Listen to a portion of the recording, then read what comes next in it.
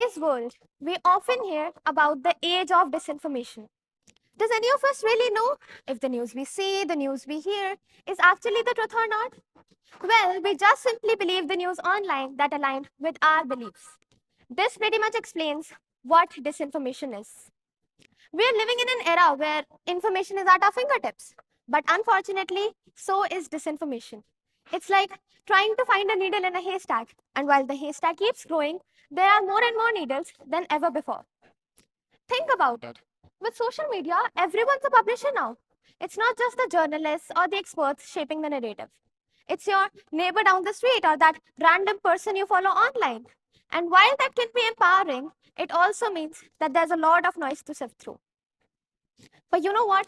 Here's the kicker. It's not just about the information anymore. It's about the identity. Who we are online, the communities we are part of, the beliefs we hold. They are all intertwined with this web of disinformation. As technology and communication have advanced, so too have the ways in which we humans construct and perceive our identities. So recently, I was just browsing through the internet and I came across this. I mean, okay, getting back to point, what happened was in October 2020, where many posts and articles were published on various social media platforms claiming that the people infected with COVID 19 always wore masks. Now, this is what triggered the readers. The always. You guys tell me, during the COVID era, didn't we wear masks? Did that really mean we are infected? Show me by a count of hands how many of you wore masks because you were infected and not for your own protection.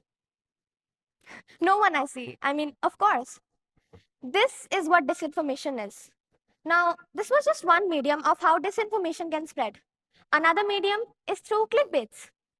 How many of us know what are clickbaits? Clicking on a headline that sounds too juicy to be true, only to realize later that it was completely fabricated. It's literally frustrating, to say the least.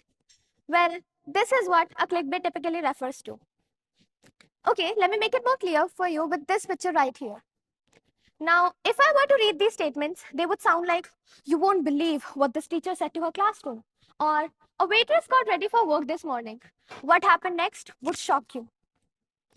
Now, tell me honestly, don't these statements make you excited and curious to know what is inside? Don't worry, they make me too. In fact, that is the normal human nature. With knowing the consequences of such spread of disinformation, it is also very important to know why and how this happens. Number one reason is the rapid rise of social media and digital technology. Platforms like Facebook, Twitter, Instagram, YouTube allow information to be shared instantly, like with a click of a button.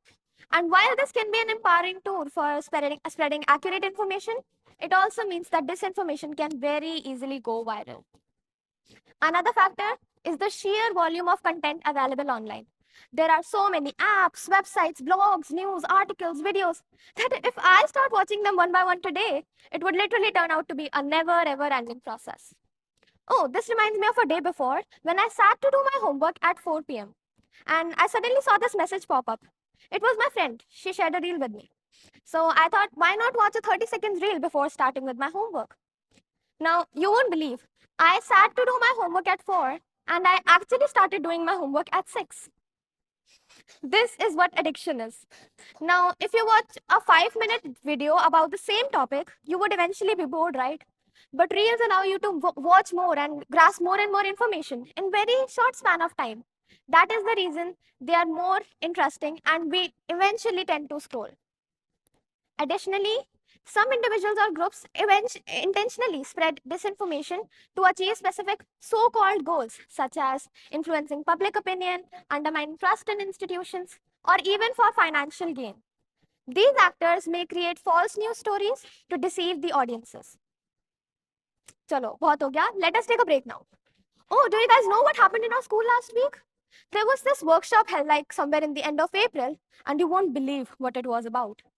They revealed a shocking secret to ace exams with zero studying. Yes, you heard it right, zero studying. Isn't it cool?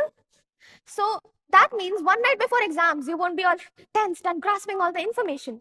Sleep peacefully and voila, you're all set for the exams. Feels like a dream, right? Well, it is actually a dream. Unfortunately, nothing like that happened.